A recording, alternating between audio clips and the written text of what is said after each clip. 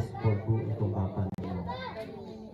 Someday, hanggang kailan kaya natin.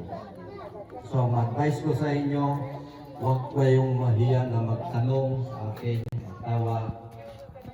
Kung ano man po yung hindi pa ninyo naintindihan sa isang association, tawagan nyo lang ako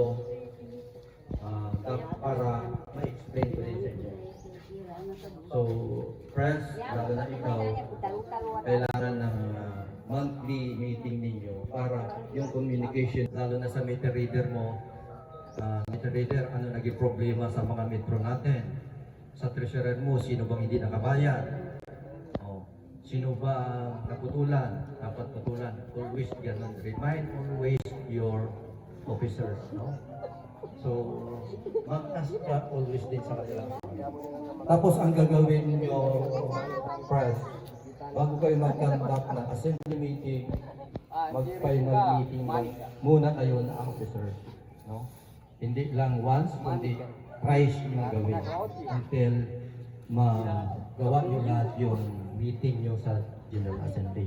Huwag kayong magpatawag ng General Assembly na hindi alam